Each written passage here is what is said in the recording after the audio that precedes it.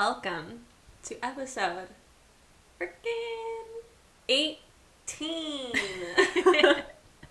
If we were like a real life child, we'd now be hitting adulthood. Yeah, We'd be finally legal. Oh my gosh, legal. Our podcast is legal now. Oh my god, look at us. I feel so like, you know what I mean? Like same way I felt when I turned 18. Like I could sign myself out of class at high school. What else could I do? I could vote. Buy cigarettes that I wouldn't that's use. a thing that you could do. Yeah, I think. What else can you do when you turn 18? You can stay out like past curfew, yeah? I didn't know there was an actual curfew. I know, at least in Vegas where I grew up, there was like a curfew where like technically you're supposed to be like at home by, I think 10 o'clock. I'm making that up on the spot. I don't know what time it actually was. Yeah, but, like, there wasn't a thing like that where I lived, I don't think. I think that there is the, like, what other things can you do when you turn 18? I think that's basically it, right? I think so. I don't know. I don't remember. Yeah. Because we're already past the point where nothing is holding us back anymore. We can do everything. Break open the doors. We can rent cars without the extra charges. Well, no, that's when you're 25. Yeah, I'm saying we already hit that mark. So, like, not our podcast, like our ages. Us. Like, okay. Because I'm saying, like, we turned 18 so long ago that I don't remember it. Oh, yeah. Okay, yeah. I got like, you. Like, I don't yeah. I was like, we're not at episode 25 yet. Like, we're at 18. We just established that, like, 2 minutes ago. Sorry. We. Yes. Can do that. As human beings. We. I'm pointing to the microphones. Cannot. Yeah, I know. 18 was, like, too long ago. Yeah. Either way.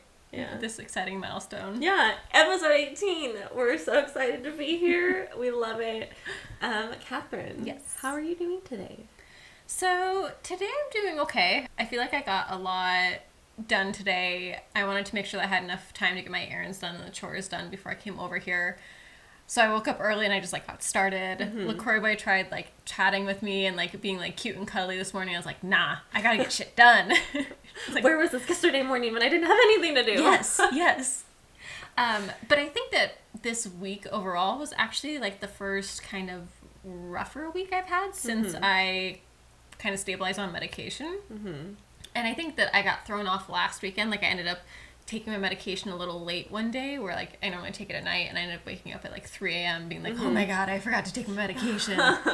And so this week it kind of, I felt some symptoms that were similar to when I first transitioned to medication. Yeah. And, like, I had one day where I had to take the whole day off from work and I literally slept the whole day. Yeah, I understand that. Yeah, it was a little rough. But, I mean, overall I still felt okay. It was just the first week where I'm like, okay, there's been some ups and downs, but, like, doable. So. Yeah, and I think that's a little normal too. And I know, you know, maybe yours kind of like happened because you took it later. But I kind of experienced the same thing where I was doing really well, and like for like 2 weeks it was like bad again, and I was like and then it got better again, and I haven't had like a bad week since. Yeah. So we're hoping that that's like done. I got that out of my system. Yeah. It'll be good for a little while. Yeah, and I think my bad one was when I started taking more medication. So that makes sense. Like the change in dose. Yeah. That makes sense. So. But yeah. So that's me. How are you doing, Courtney? How has this week been? / how are you doing today? So this week has been a very long week. I worked until like 6 o'clock almost every night this week, so I'm just exhausted. And I know too, like for you, job isn't necessarily the most fun thing for you currently, so having to do extra hours of that is and like extra draining. I'm saying 6 as I'm like kind of being nice, because even like on Tuesday I went to therapy, got home around 7:30 and did work for like 35-40 more minutes. So I was just like, ugh. So like I don't know. I was just working a lot this week. So I was tired because of that. And then Nate and I shot a wedding yesterday, which was so exciting because I have not photographed a wedding in a year. Yeah, it's been a hot moment. Yeah, so that was a lot of fun, but it was also exhausting because I have not stood on my feet for 9 hours. Yeah, like thanks to not really going anywhere or doing anything because we can't really be out and about right now. Yeah, so I didn't sleep very well last night because like I was like tired, but also like my body just felt like it couldn't calm down, kind of, you know, like couldn't get comfortable. Like, yeah, and I also kind of just felt like I needed to be moving, mm-hmm. and then like my feet kept cramping because they were so sore, and so I was awake for like half of the night, so I just didn't sleep, and so I'm having a little bit of a rough day, but that's okay. Yeah. Yeah. Like, how would you say, like, overall, like, overarching mood for the week? Like, has it been okay? Have you felt stressed? Like, what's it been like? Exhausting. Mm-hmm. I just feel like I'm just tired. Yeah, I just feel like I'm just like, again, like I have to get up again, I do this again, like I can't just sleep all day, I have to adult and do things. What the heck? You're like, isn't it time for my break yet? Like, should I get some rest in here? Right? I'm super excited for Thanksgiving coming up because we'll have that 4-day weekend, and I might take Wednesday off just to give myself an extra day. So. Do it. Yeah, so freaking have 5 days off. Oh, the dream. That sounds awesome. I know. I am super sad because my old job, like 2 jobs ago, would give us almost the whole, depending on how they felt that year. Would give us, like, you telling me that before. Off. Yeah, and I was like, what magic is this? Yeah, and for Christmas, from Christmas to New Year's, they would just give us that time off. Like the whole time, like paid and everything, and it was amazing. That's amazing. It was amazing. I'm very sad. I know. I'm gonna be very sad. And last year I was laid off, so I didn't have a job. Mm-hmm. So I'm gonna be sad that I'm gonna be like working on like Christmas Eve this year. We'll be in it together. We'll be working and sad that we're working together. Like maybe we can both be working from home on this couch together, just crying. You know, are you back in the office? I'm in the office, and I'm the only one not like taking really any time off at the holidays. So like I'm the only one in the office like every single day. Dang. Which is fine. I mean, if people are traveling, seeing family, like that's fine. I'm okay with being the person that's like it. I know, because most of your family, I guess, lives here. Yeah, so. And like LaCroix Boy doesn't really have any vacation around the holidays either. So I'm just like, what am I gonna be doing with myself? Sitting at home playing the Switch or like hanging out with me? Well, I mean, yeah, but you're making also working. Holiday cookies with me. Not if I quit my job. I won't. No, just kidding. Holiday present to myself. No more work. Well, I think that after us introducing our age in the podcast as like a full adult now and our check-in and talking about Christmas and holidays, I think it might be time for us to transition it into speaking of visiting family. Oh, yeah. That kind of leads into it. So, Courtney. Yes, Catherine. I'm so sorry. Our deep, sultry voices. What are we talking about today? So today, just kidding. Today we were talking about like family dynamics and family roles. Mm-hmm. And I think this is something that people don't often talk about, but kind of when you start getting into depth with it, you're like, oh, I find myself in this role. Like I remember when I first learned about it in undergrad in one of my psychology classes, I was like, oh, like I really fit into a role. I know what I am. Like this makes so much sense. I see this in my family. I see this in my friends. Like and I think it's interesting too because you know when you told me that we were talking about this, I just thought we would just be like talking about like roles you take on yourself. I didn't realize that it was like an actual like studied psychology like proven thing, and that is really neat. Yeah. And so reading the roles today, even I was like.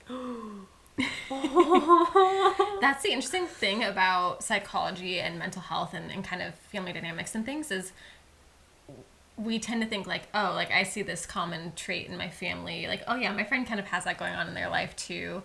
But then you realize like, oh, this is something that like a lot of people fall into. This is like an actual thing. It's interesting because it's like, it kind of puts a name to it. It like solidifies it. Yeah. It's cool. And it also too, I feel like when you kind of think of yourself as a certain role, you could, you know, for me especially, I'm like, you know, I'm just imagining this, like maybe whatever, and then kind of seeing that and like learning it kind of like validates it a little bit, I think. It kind of gives it a title. It's like the same thing with like mental health when you get a diagnosis and you're like, oh, okay, that's what it is. My life makes sense now. Yes, it just brings like clarity. It's like, oh, okay, so this is why I behave like this in my family. And this is also really interesting too because you might find yourself when you're with like friends or in work, you take on a different role and you don't really fit into it. And then you go back to visit family at the holidays or you go home for break like when you're done with classes and you're like, why am I like this here? why is it like this? And it's because your family has, like, each of you have a role, and that's like how your family your family unit like functions, because you fill in the gaps and the holes. Yeah. And you don't realize that it's going on. Like, you all just like unspoken know how each other behaves and what you're each gonna do. Interesting. So I think to kind of get started with this, I think it's important for us to introduce what the different roles are. And I think too with this, it like family roles can change, but it's difficult to do that. I see that. Because like we've talked about before. Yeah. Like we've been this whole way, like our whole life we've been this way with our family. Yeah, and it also makes you think too, makes you wonder, like, once you start a family, like, what role? Like, will you take on a different role? Will you be the same kind of role? Yeah. So. Because I think a lot of times, too, we see our family and we're like, I'm never going to do that with my kids. Or I'm never going to be like that. And I think we either end up doing the same exact thing with our children, or we're so focused on being the opposite that we go to, like, the other end, like, the extreme. Yeah. And, like, try and, like, fill in the gaps of like what we didn't have to like overcompensate. Yeah, that makes sense. Or maybe some people have healthy middle grounds where they're like, I don't want to be like that. I'm going to be a healthy individual. What's that like? I don't know. Maybe we'll get there one day. Maybe. So to get started with the family roles, I think one of the most common and kind of you see a lot of times in different families is it kind of has two different titles, like the enabler / the caretaker. So this person in the family is someone that kind of takes care of everyone, keeps the family functioning, takes on all those roles of like making sure someone gets into the doctor. Like it can be a child, like if you're in a like family dynamics kind of thrown off where there's like substance abuse or severe mental health and there's like a parent figure that isn't really doing that, like they're not taking care of the children. Sometimes you see children fill in this role where like the older sibling or something. They manage the family. Like for example, let's say that it's a parent who uses substances. They might not. Have you ever watched Shameless? It's like Fiona in Shameless. It's funny that you say that because my sister loves Shameless. Okay, it's a great show. You should watch it. She tells me every time. I was literally just talking to her last night about it. I guess I need to watch this show. It's a great show. It's hard to watch sometimes because it's intense. But whoever does watch Shameless, that's Fiona. So what does Fiona do that like fits her into that role? Everything. Okay. Yep. So yeah. So Frank is the dad, and he's just a like raging alcoholic. Okay. Like, they find him like. And they live in, like, the south side of Chicago. Okay. So, like, they'll find him, like, in, like, dumpsters, like... just, like all on over the road, place. like, or, like, on their floor with vomit all over himself, like, raging alcoholic. Like, terrible. And their mom is, manic depressive bipolar. Okay. And so the mom is, like, not in their life a lot. And Frank, obviously, the dad is, like... Doing his own thing. Great, yeah.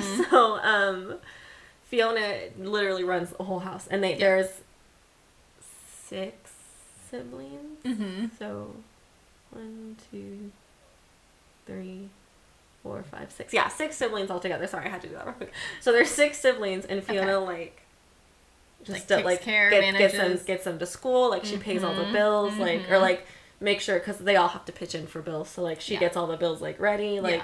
Gets everyone to school on time, does everything. And so actually, spoiler alert, I'm so sorry, she leaves the show. Okay. And when she left, I was like, how are they going to even keep the show going? Because first of all, her character is the show. Yeah. Like, it's such a big part of the show, but also, like, how are these people going to function without her? Like, what? But also good for her for leaving, because it's very toxic. But anyways, Fiona from Shameless is the caretaker enabler. Yes, that is a perfect example of it, because... when we say enabler, what that means is the negative repercussions of, you know, the substance abuse or whatever it might be doesn't happen because the caretaker enabler is there to make sure everything's taken care of. And so those natural consequences, like you're, you know, so drunk you can't pay the bills, you lose your house, like those negative consequences don't happen because the caretaker enabler comes in and fixes those problems and keeps things running smoothly. So the person can continue their behaviors without it really impacting them. And so there's not really a reason to stop those behaviors if things are still functioning and working out. Yeah. And you can continue doing what you're doing.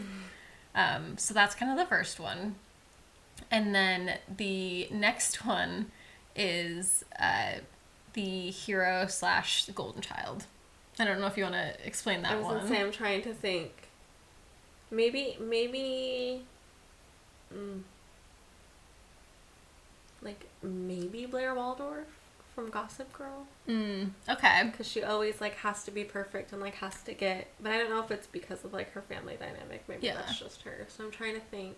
But it is kind of along the lines of, like, with the hero / golden child, like, they excel. Well, and she like, tries to impress her mom and her, like, be better than her, like, Serena the whole show kind of thing. So maybe, yeah.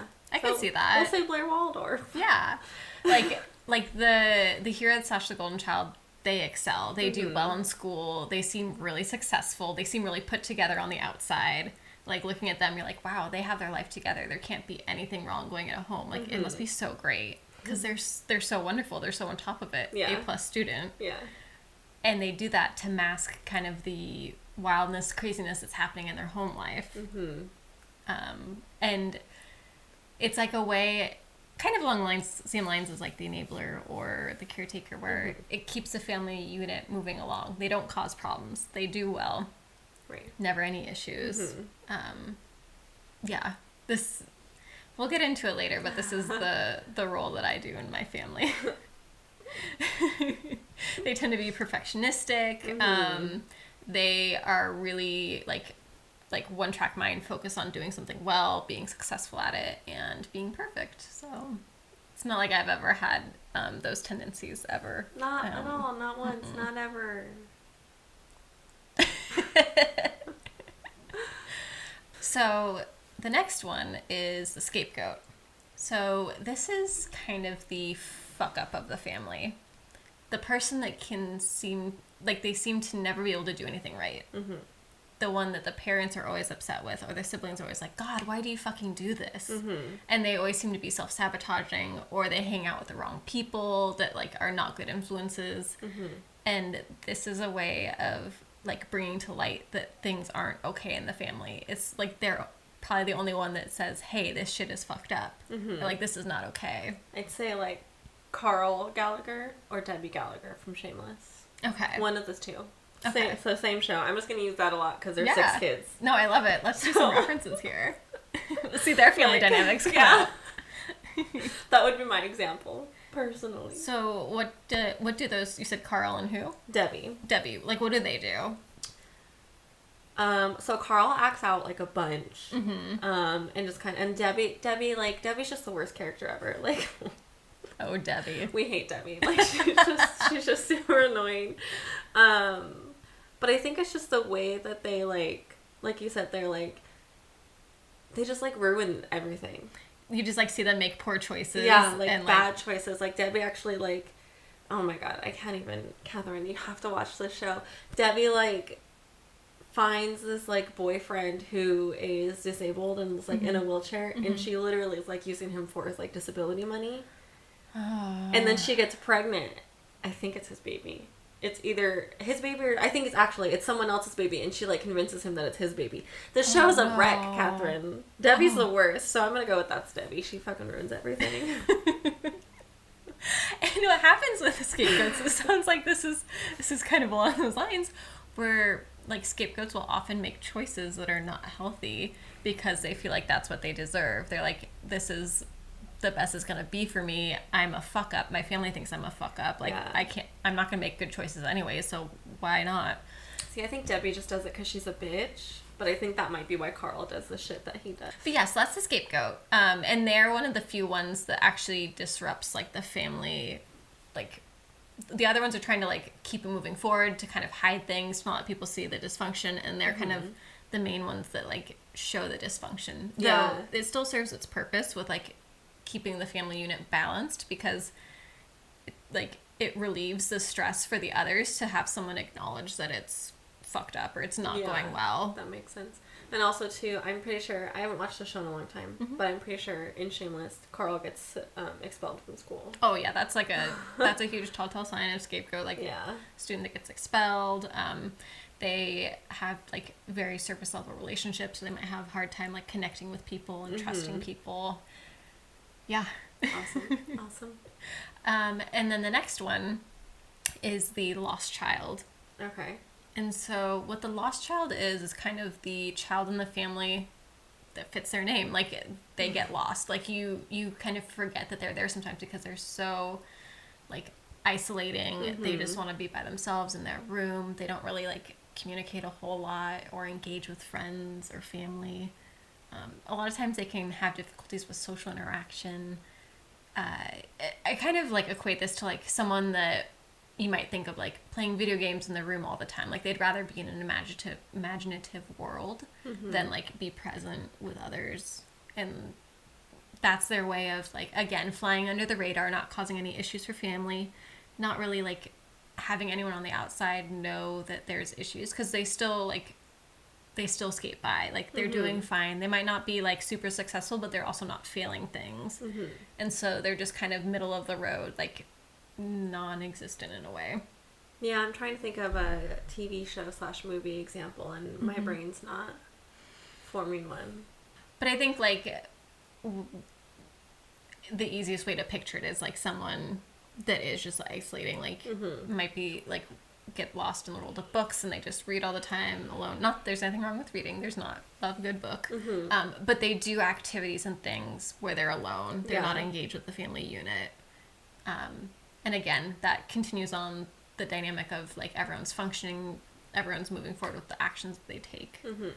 And then the last one is the mascot. So the mascot is kind of like the goofy one, the outgoing one, the one that, you know, cracks a lot of jokes, kind of lightens the mood. In some ways, like, is like a peacemaker because they lighten the mood and kind of release the tension in the room. Yeah, so like Chandler from Friends. Yes. Where, like, everyone might be tense and then they say something and it just, like, everyone can chuckle and then it's, like, reduce that tension and everyone can kind of go back to their own, like, world. Yeah. Chandler even, like, makes jokes all the time about how he started acting that way, like, making jokes about everything when his parents got a divorce. Yes. Yeah. Yep. Exactly. Like that, like, you feel them, like, butting heads and the tension and seeing people fight, or, like, it might be between, like, the scapegoat and, like, the parent or whatever role, and they're like, oh god, no, like, let's make a joke out of this. That's my role. Yes. And I think we mentioned this before on the podcast too, where you mentioned with, like, difficult situations or stressful things, like, you make light of it, you make a joke out of it. Yeah. And a lot of times too, the mascot will kind of use, like, self-deprecating sense of humor, where they might still, like, kind of draw light on the issues at hand, but they do it in a way where it's like, haha, I suck at everything. Yeah. Exactly. Yeah. Where they're kind of a step below the scapegoat, where the scapegoat is like, hey, this shit is not okay, and then mascot's like, this is not good, guys, whatever. But, like, mix it in a way where it's okay. Yeah, and, like, another example with Chandler, there's an episode where, like, everyone's fighting, and Chandler, like, just starts dancing really weird, and he's like, look at me, and everyone's like, look what you've done to Chandler. Yes, and that's another part of it, is that, like, attention seeking. Yeah. Where they're going to take the attention away from others. Like, they are someone that's going to be kind of on the go, like, go, engaged in a lot of things. A lot of clubs at school, or a lot of activities outside of school. I'm, like, seeing, like, the light bulb here, and they're like, oh god, yep. I mean, I wasn't in a lot, but I was definitely in some. Yeah, I mean, you did, like, what, band, volleyball? I was in Key Club for a long time. I was also in Sober Club. Love it. If only we had a glass of wine right now. I'm very upset that we do not. And then I also was in, like, journalism, and so I would do, like, stay after and, like, print the paper for our school and, like, a couple other things. Yeah. I used to play softball in high school. And, so you did a decent amount of things. I did a lot of things.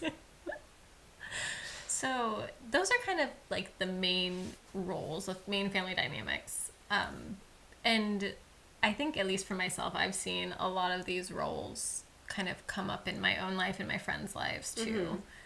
Because you might not have every single role in your family depending on family size, kind of dynamics there, what the issues are. But like we were saying earlier, I know for myself, I am the hero / golden child. And I know that my sister... Are you sure? I'm just kidding. Am I wrong? Am I not perfect right now? Oh, man. My heart just like clenched and like... Of course that's right. And my sister, on the other hand, is the caretaker. Like, she's very motherly. She, like, even when we're, like, making plans, I notice this, where we're all talking, we're like, oh, yeah, we should, like, come up with a time to hang out with our mom, and then she'll be the one to do it. And I'm like, oh, yeah, I know she'll take care of it. So then I don't think about it because she feels in that role of, like, managing things, coordinating things. That makes sense. Yeah. I see that, yeah. And she cares so deeply for others and wants to take care of them. And, like, she's also very understanding that we all have our own shit that we go through. And, you know, it's difficult, that she wants to fill in those gaps. She wants people to have the best life possible. And that sometimes can come back to bite her in the butt. Yeah, and right now, I'm like, maybe you, like, and I know you mentioned earlier, like, you can, like, take on multiple roles. Because I'm a little like that in my family, too. Yeah. And I think, too, roles can kind of shift if there's, like, major life events in the family, too. Yeah. So, like, for example, like, dad getting sick. Yeah. Like, that's another major life shift where your role before might have been more mascot and then can shift into being the caretaker. Or you can have a death in your family or divorce or something like that, and your role might change a little bit because the dynamic has shifted, because there's a person that's gone or their role has changed where they might not be able to do the same things. Yeah. So I could totally see that. Yeah, especially when you said, like, she cares about everyone and, like, wants their lives to be really good, and I'm always like... I mean, we were talking about it. Yeah, we talked about that, like, last episode, where I was like, how can I make this better? And it's like, you can't. Like, it's their life. Like... That's exactly what I was thinking during last episode when we were talking about family dynamics. I was like, caretaker. Because you just love deeply, and you want to take care, and you want to fill in those gaps and make sure that people that you love are doing okay, that they're having the best life they possibly can. Yeah, like, so also too, another example, you know, my sister struggles with her own mental health stuff, and one of her things is that she can't eat when she's struggling, and when she first moved here, she was living with us, and I was making sure she was eating every single meal, and one of the reasons she used to not eat was because, like, she didn't feel like cooking, or, like, you know, stuff like that, and so I was like, well, I'm gonna cook every meal for her, and, like, obviously I'm not gonna, like, force her to eat, but, like, if there's food, she's not gonna, like, turn it down every single time. Maybe sometimes, and sometimes she did, but it's like I made sure she was eating. You're like, I'm gonna take care of you. I always make jokes, it's a friend's joke, because I'm always like, I'm gonna fatten you up. I don't know that joke. It's a friend's thing, it's okay. I feel like I need to watch Shameless, and I need to watch Friends, like, in-depth watch Friends at least, like, 10 times. I was gonna say, you need to watch Friends, like, 20 times to get, to your like, level. a quarter, a quarter of my life. But yes, definitely watch Shameless. I think that you, especially, you know, being a professional in the psychology world, how would I say that? Like, mental health, like, professional social work world. Yeah, there you go, yeah. You would, like, watching Shameless, you'd be able to be like, ooh, like, you'd be able to, like, pinpoint, like, everything, and probably within the first 2 episodes, too.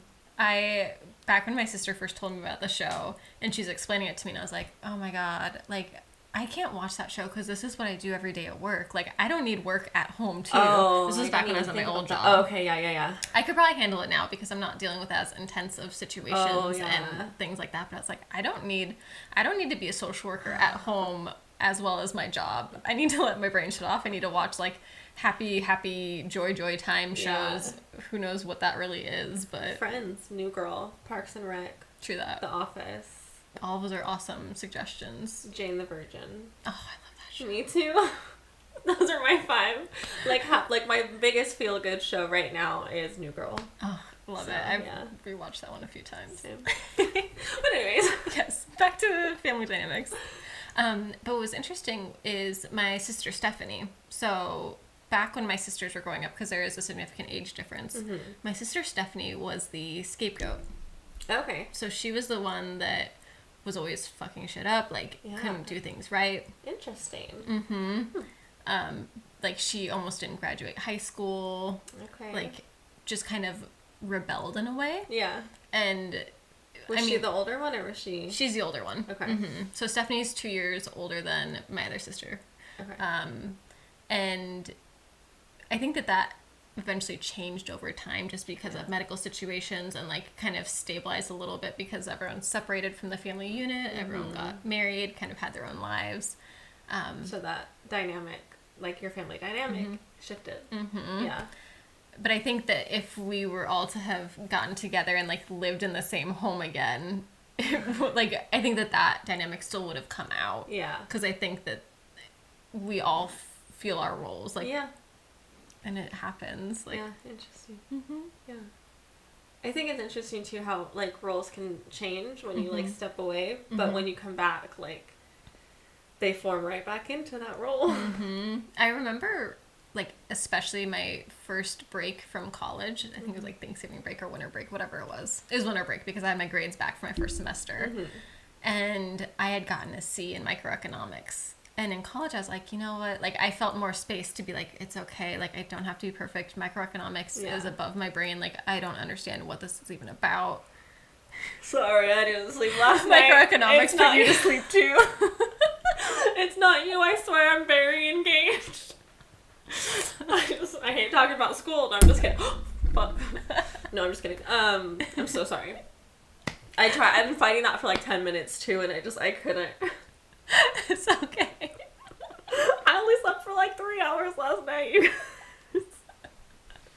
Anyways, macroeconomics.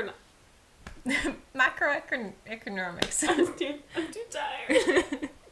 Microeconomics. So I gotta see it. God damn it. Fucking stupid microphone. Okay, so I got to see microeconomics, and I had felt like when I was away from my family, I was like, okay, you know what? It's okay to not get all A's. Like, it's college. It's fine. I don't feel great about this, but I'm going to, like, give myself some kindness. And then I came home, and my parents freaked the fuck out that I had a C and that I wasn't performing perfectly. And then I had this, like, anxiety after that of like, oh my god, I didn't do perfectly, I should have done perfect, why did I give myself flexibility, this is awful. And so we go back into that, like, that dynamic, and then it's immediately like, okay, I need to be this certain way. I like let down that role. Or like you might have someone that is a scapegoat in a family, and they kind of branch out, they move away, they create their own fan base, and then they come back into the family unit for like a break or something, and they're like, God, I can't do anything right. Like, I've made changes. I've gotten better. And no one can see that. Like, I'm still a fuck up in their eyes. Interesting. I feel like my family doesn't have that. Because, like, and I'm trying to think of, like, what role, like, my sister would fall into. I'm struggling a little bit, I think. Well, and I think, too, it can be hard to see... Sometimes it's hard to see the role of others. Yeah, that makes sense. Like, we were talking before we started this episode, and I was like, I could see you as, like, the golden child or the hero, and you're like, oh, no. I think it's a perception piece. So, like, I see you as being really successful and doing well, and then you have your own perceptions of, like, what that actually is in your life and your family and everything. See, but I for sure never had to be, like, you know, like, get straight A's. That was I never had to, like, do everything right. Like, I make mistakes all the time. Like, I got a D in a class one time. I've only ever gotten a D once, and it was in college, and it was my first semester, and I was depressed, so I'm giving myself... Yeah, some wiggle room. So I was never, like... I never had to be perfect. Like, if I made mistakes, then... Whatever. Yeah. But, and I think, too, another reason why I think that I was the mascot, because, I just, like, I've always tried to be, like, the funny one, or, like, like, be silly, or, like, loud or something, and, like, I'm really clumsy, and so I would, like, not purposefully, but I would do something, like, run into the wall, and then I'd, like, make jokes about it, and, like, kind of just, like, always try to, like, lighten up the mood, or, like, even now, like, my mom and my sister, like, 2 months ago, they were on the phone. Maybe it was, like, over the summer. They were on the phone and they were arguing, and I, like, had a lighter right there and, like, a napkin, and I was like, oh, look how much I can light this napkin. And my sister was like, stop it, Courtney. And I was like, look at how fast this napkin burns, guys. Like, trying to, like, make jokes about it. And, like, I, you know, I've always been that way. Like, whenever stuff gets awkward, like, when we, like, FaceTime or talk on the phone, I'm always like, so I saw this, like, purple fucking something. I don't know. Like, I'll just try to say something funny that happened in my day that day. Yeah. Like, oh, today I was at work and I tripped and broke our camera or something like that. You know what I mean? Like, something like to try to, like, make it funny, or, like, I'll bring up a movie or something. Like, anything I can to, like, reduce that tension. Yeah, and to try to make people laugh. Well, it'll be interesting, too, to hear, you know, what you guys, the listeners, if you notice these dynamics in your family, if you feel like you fit into kind of a couple different roles, because that can sometimes happen, and, you know, what your experience is like. And I think that it's interesting to kind of look back at your family and now kind of think about, like, do we have roles? Like, what are our roles like? Yeah, it's interesting. I don't know, man. So now, especially as the holidays come up, you guys, and we're around our families more, like, just, like, think about it. Yeah.